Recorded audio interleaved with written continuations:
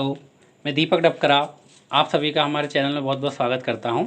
हमने मेंसुरेशन की series start करी थी जिसमें 7 पार्ट हम पहले पढ़ चुके हैं, ठीक है। जिसमें सारे प्रकार के चतुर्भुज जितने भी होते हैं, रेक्टेंगल्स, स्क्वायर, पैरेललोग्राम आदि सारी चीज़ों को अपन डिस्कस कर चुके हैं। तो आप पिछले लेक्चर ज़रूर देख लीजिएगा।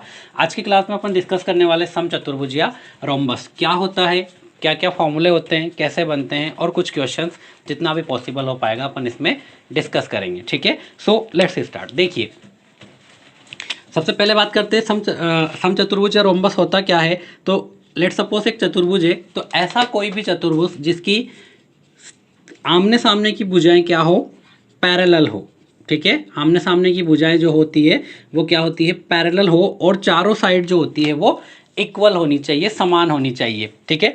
पहले अपन ने जो बात करी थी पैरेललोग्राम की, समांतर चतुर्भुज जो होता था वो ऐसा होता है कि उसमें आमने सामने की भुजाएं बराबर होनी चाहिए थी और पैरेलल होनी चाहिए थी। आमने सामने की भुजाएं क्या होनी चाहिए थी, बराबर होनी चाहिए थी और पैरेलल होनी चाहिए थी, इस प्रकार से कि अगर ये दोनों साइड ए है तो ये दोनों साइड क्या होती है, बी, ठीक है। तो इसे कहते थे आप समांतर चतुर्भुज। पर जो समचतुर्भुज होता है, अगर इसकी डेफिनेशन की बात करते हैं तो आप इसकी सिंपल सी डेफिनेशन ले सकते हैं कि एक ऐसा समांतर चतुर्भुज, ऐसा समांतर चतुर्भुज या ऐसा पैरेललोग्राम जिसकी ऑल साइड जो है वो क्या हो जाए, इक्वल हो जाए, बाकी सारी कंडीशन सेम है, यानी कि आमने सामने की साइड्स पैरेलल होना कंपलसरी है और साथ में चारों साइड जो है वो क्या हो जाए, इक्वल लेंथ की हो जाए। तो ऐसा पैरेललोग्राम जिसकी चारों साइड्स इक्वल होती है वह क्या कहलाता है, समचतुर्भुज या रोम्बस कहलाता है। इसके जो दो डायगोनल होते हैं, लेट्स सपोज D1 इस AC जो आपका डायगोनल है इसे अपन D1 बोलते हैं, और दूसरा डायगोनल जो है BD इसे D2 बोला जाता है, D2, ठीक है। तो ये दोनों डायगोनल एक दूसरे को O पर काटते हैं, तो ये जो बिंदु होगा O, प्रतिच्छेदन बिंदु जिसे आप कहेंगे, तो यह इसका दो समान भाग में डिवाइड करता है, यानी कि इसको बाइसेक्ट करता है।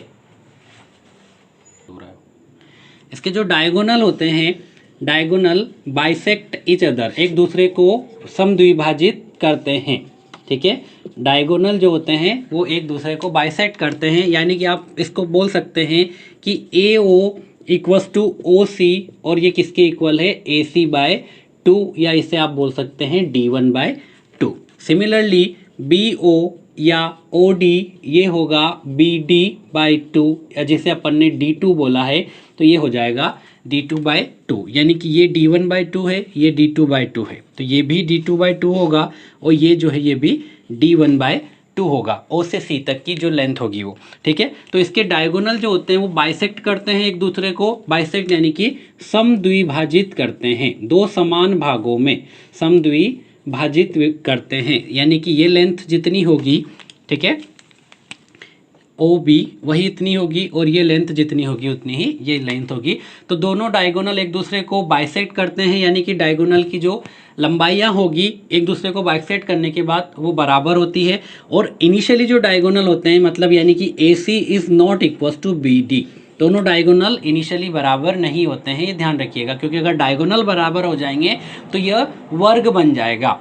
केवल और केवल वर्ग में ही दोनों डायगोनल बराबर होते हैं। और एक और इससे रिलेटेड इंपॉर्टेंट पॉइंट है कि इसके जो डायगोनल होते हैं, डायगोनल जो बाइसेक्ट करते हैं, bisect each other at 90 degree, ठीक है। यानी कि ये जो डायगोनल है ये एक दूसरे को 90 डिग्री के कोण पर विभाजित करते हैं, यानी कि यहाँ जो एंगल बनता है वो 90 डिग्री बनता है। याद रखिएगा, समांतर चतुर्भुज या पैरेललोग्राम के अंदर ये एंगल 90 डिग्री कंपलसरी नहीं होता था, बट यहाँ पर ये जो एंगल बनता है, ये दो डायगोनल एक दूसरे को जो काटते हैं वो हमेशा 90 डिग्री पर काटते हैं, ओके, ठीक है। तो इस प्रकार से आपको डायग्राम में दिख रहा है कि ये D2/2 हो गया, B से O तक की, और O से C तक का जो था वो D1/2 हुआ है। यहाँ से आप अगर इस त्रिभुज को देखते हैं इस प्रकार से, त्रिभुज OB और C, त्रिभुज OBC जो कि यहाँ पर इस प्रकार से 90 डिग्री बन रहा है, यह D2/2 है। इस लेंथ की बात करते हैं, ये D1/2 है, ये एंगल आपका 90 डिग्री है, और ये साइड A है, ठीक है। तो राइट एंगल ट्राइंगल आपको दिख रहा है, राइट एंगल ट्राइंगल में पाइथागोरस अगर आप लगाते हैं तो आप कह सकते हैं कि a का स्क्वायर इक्वल्स टू d1 का स्क्वायर बाय 4 प्लस d2 का स्क्वायर बाय 4।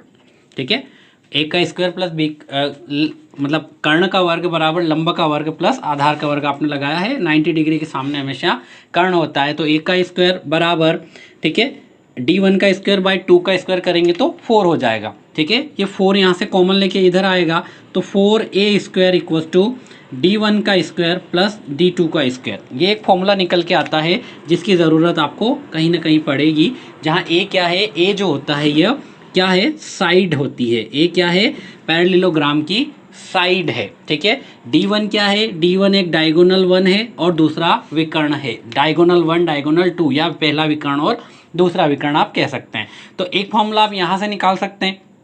ठीक है, इनके बारे में किससे रिलेटेड, साइड्स और डायगोनल में जो रिलेशन होगा। ठीक है, दूसरी बात करते हैं, अगर इस a को या आपको सिंपली a चाहिए, d1 d2 दिया हुआ हो तो यहीं से आप ऐसा भी लिख सकते हैं कि a जो होगा 4 बाहर आएगा तो 1/2 बन जाएगा, d1 का स्क्वायर प्लस d2 का स्क्वायर हो जाएगा।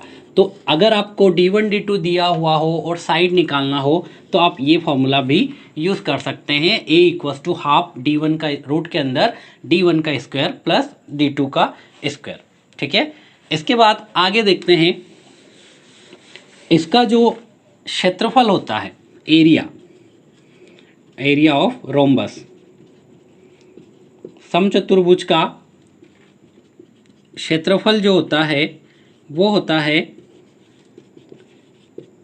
Half d1 d2, half d1 into d2। ठीक है, तो ये एरिया का फॉर्मूला भी आप इसका याद रखिएगा, half d1 d2, 1/2 d1 into d2 इसका एरिया होता है। अगर इसके परिमाप की बात की जाए, पेरीमीटर आपसे पूछा जाए तो पेरीमीटर आपको पता है सारी साइड्स का योग होता है, सम ऑफ ऑल साइड्स, यानी कि पेरीमीटर जो है वो हो जाएगा 4a।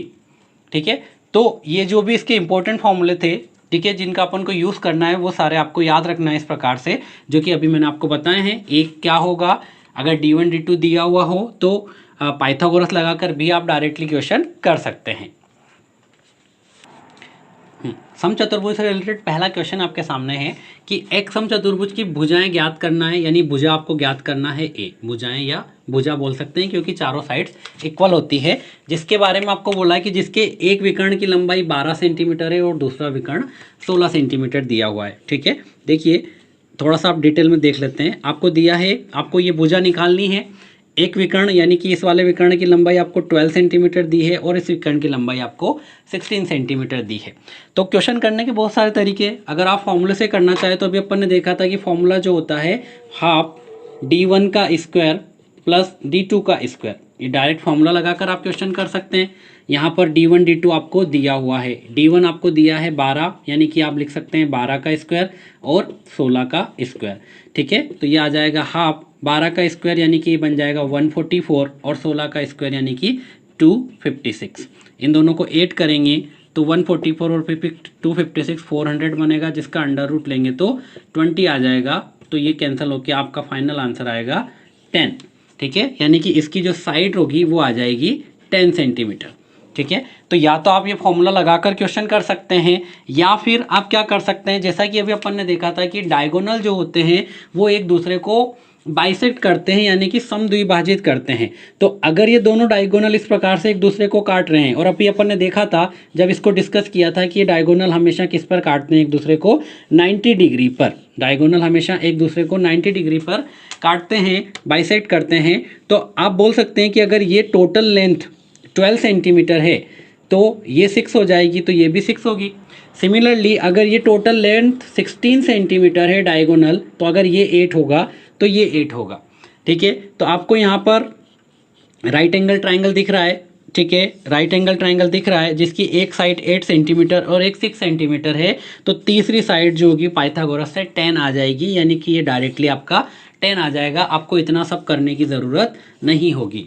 ठीक है, आप इस डायग्राम से थोड़ा सा अप्रोच करके इस प्रकार से उसको देखकर डायरेक्ट ट्रिपलेट के थ्रू, 6, 8 और 10 का ट्रिपलेट होता है, तो आप इसका आंसर क्या निकाल सकते हैं 10 सेंटीमीटर, यानी कि इसकी जो भुजा है वो क्या हो जाएगी 10 सेंटीमीटर। ठीक है, एक क्वेश्चन और देखते हैं इसका आपको दिया हुआ है कि एक रोम्बस या समचतुर्भुज का क्षेत्रफल जो है, एक समचतुर्भुज का क्षेत्रफल 48 सेंटीमीटर स्क्वायर है। ठीक है, इसका एक डायगोनल D1 आपको दिया हुआ है 6 सेंटीमीटर। आपसे पूछा है फाइंड D2, दूसरा डायगोनल क्या होगा। एरिया दिया हुआ है 48 सेंटीमीटर स्क्वायर, एक डायगोनल की लंबाई दी है, दूसरे डायगोनल की लंबाई पूछी है। क्वेश्चन बहुत नॉर्मल है, आपको पता है इसके एरिया का formula just half D1 D2 होता है। ठीक है, कुछ नहीं करना है, एरिया आपको दिया है 48, हाफ D1 पहला डायगोनल आपको दिया हुआ है 6 सेंटीमीटर, D2 आपको निकालना है। ठीक है, 2 से ये 3 टाइम कैंसिल होगा, 3 से इसको कैंसिल करेंगे।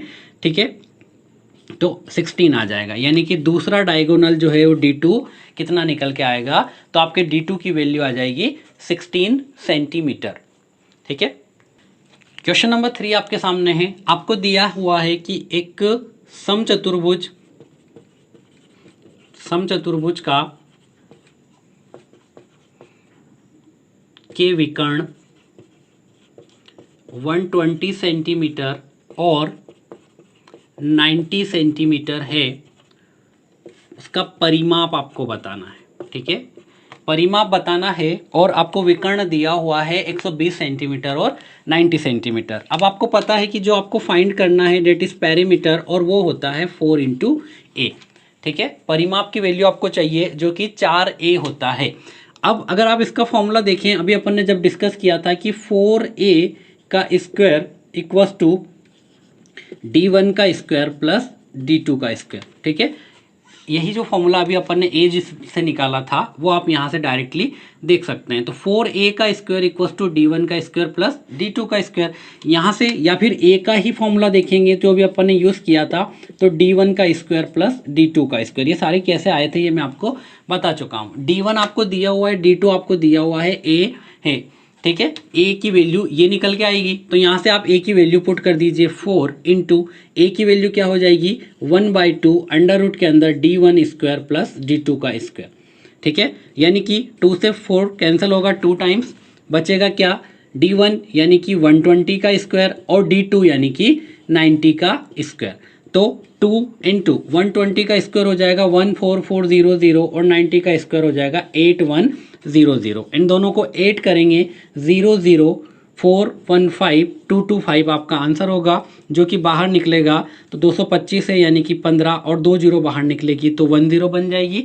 तो 2 इंटू 150 करेंगे तो 300 आपका क्या आ जाएगा पेरीमीटर। ठीक है, परिमाप जो है वो कितना आएगा 300 मीटर। ठीक है, तो इस प्रकार से आप इसके क्वेश्चंस को बहुत इजी वे में कर सकते हैं। कुछ क्वेश्चंस और देखते हैं। नेक्स्ट क्वेश्चन नंबर 4 आपके सामने है। आपको दिया हुआ है एक समचतुर्भुज का परिमाप 146 सेंटीमीटर है और इसके एक विकर्ण की लंबाई 55 सेंटीमीटर है। ठीक है, यानी कि आपको पेरीमीटर 4a की वैल्यू दी है 146 सेंटीमीटर और एक विकर्ण यानी कि D1 दिया है 55 सेंटीमीटर। फाइंड द दूसरे विकर्ण की लंबाई, यानी कि सेकंड D2 आपसे पूछा है डायगोनल की लंबाई। ठीक है, तो P क्या हुआ 4a, यानी कि आप बोल सकते हैं कि 146 इक्वल्स टू 4 इंटू ए, यही आपका पेरीमीटर है। तो 146 किसके इक्वल हो जाएगा 4 इंटू ए, जैसा कि आपको पता है इसका ए क्या होता है हाफ D1 का स्क्वायर प्लस D2 का स्क्वायर।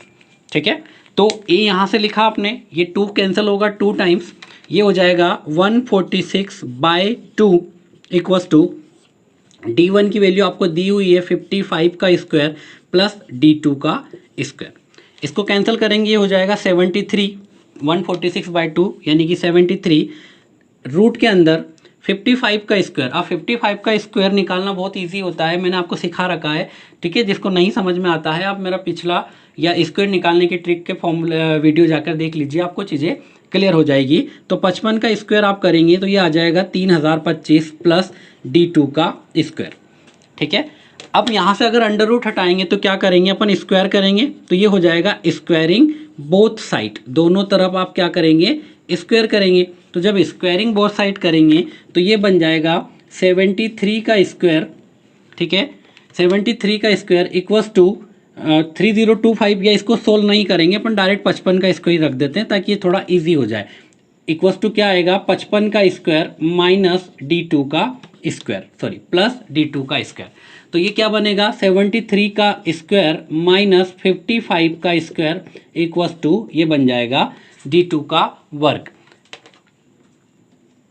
ठीक है, तो आप यहां से देखेंगे ये आपको दिख रहा है ए स्क्वायर माइनस बी स्क्वायर का फॉर्मूला, यानी कि ये बन जाएगा ए प्लस बी और एक बार आ जाएगा ए माइनस बी। आपको हर जगह कैलकुलेशन नहीं करना है, आपको 73 का स्क्वायर याद हो तो वेल एंड गुड, पर फिर भी थोड़ा सा लेंथी हो जाएगा। तो यहाँ लिखेंगे आप 73 माइनस 55 और 73 प्लस 55 इक्वल्स टू क्या आ जाएगा, D2 का स्क्वायर। 73 माइनस 55 करेंगे ये आएगा 18 और 73 प्लस 55 करेंगे 70 50 ये आ जाएगा 128 इक्वल्स टू क्या आएगा, D2 का स्क्वायर। ठीक है, तो यहाँ से आपको D2 फाइंड करना है, तो D2 क्या हो जाएगा, अंडर रूट के अंदर 18 इंटू 128। ठीक है, अंडर रूट के अंदर 18 इंटू 120। देखो आपको कहीं भी कैलकुलेशन करने की ज़रूरत नहीं होती है, आप इसको भी थोड़ा सा ध्यान से देखेंगे तो 18 को आप लिख सकते हैं 9 इंटू 2। ठीक है, और 128 यानी 64 इंटू 2 होता है। 64 बाहर निकलेगा 8 आ जाएगा, इंटू 9 को आप बाहर निकालेंगे 3 हो जाएगा, यानी कि 9 का स्क्वायर रूट, और 2 इंटू 2 4 दिख रहा है तो ये बाहर निकल के 2 आ जाएगा। तो आपके जो वैल्यू आ जाएगी 8 3 24 इंटू 2 48। ठीक है, तो D2 की वैल्यू कितनी आ गई, 48 सेंटीमीटर। तो दूसरा डायगोनल की जो लंबाई है वो 48 सेंटीमीटर निकल के आ जाएगी। ठीक है, थोड़ा सा कैलकुलेटिव है, बाकी कैलकुलेशन इतनी टफ नहीं है, आप क्वेश्चंस को इजीली कर सकते हैं। सो इस प्रकार से आज की क्लास में अपन ने रोम्बस या समचतुर्भुज के कुछ क्वेश्चंस करे हैं, उसकी थ्योरी को समझा है। नेक्स्ट क्लास में अपन ट्रेपेजियम, ठीक है, समलंब चतुर्भुज के बारे में डिस्कस करेंगे। तब तक जुड़े रहिए टपकरा मैथ्स क्लासेस में। Thank you.